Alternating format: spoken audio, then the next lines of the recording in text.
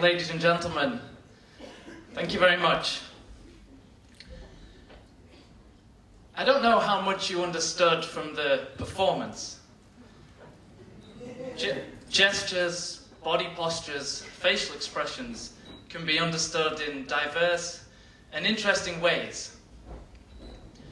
What I hope to have conveyed is the simple message that gestures are a fundamental and basic means of human expression.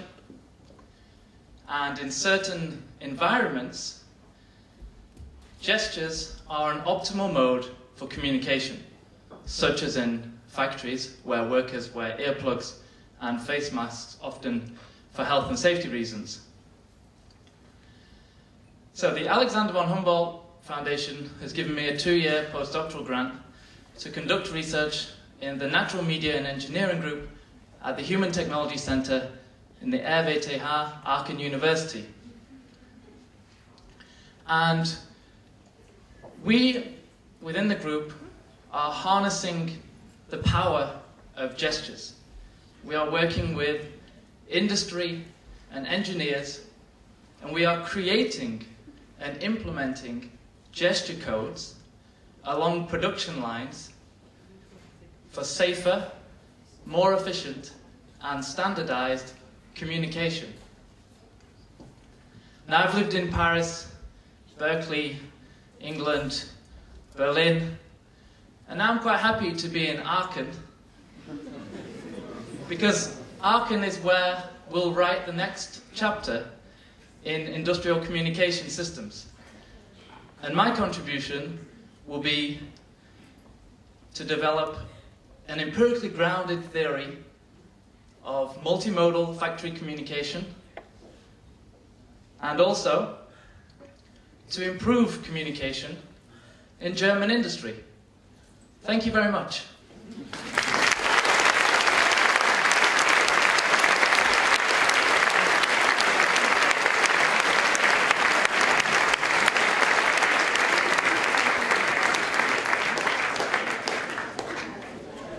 Simon hat ein paar Jahre oder wie lange Zeit? 2 Jahre in einer großen Lachsfabrik gearbeitet. 2 Monate!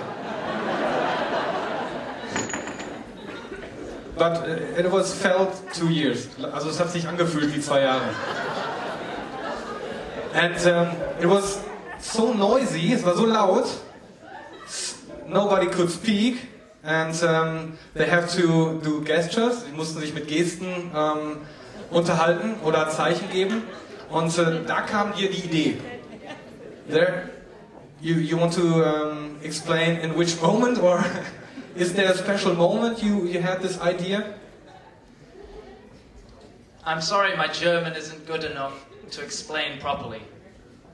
When you walk into a factory, many of you I'm sure have worked in factories before, the noise is really loud, and often the workers are situated, they're separated by machines.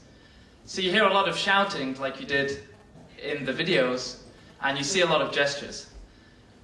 And when I saw this, I had the idea that it would make sense to formalize gestural communication systems. But this is not a new idea. If you look in the sawmills of British Columbia, or in steel mills, or in some ship engine rooms, or even if you look at scuba divers, people that need to communicate in environments where vocal communication is difficult, inappropriate, or inefficient, gesture codes naturally begin to emerge. So my idea was to formalize this in areas where they're not being used for safer communication. Great, okay. Thank you. Simon Harrison.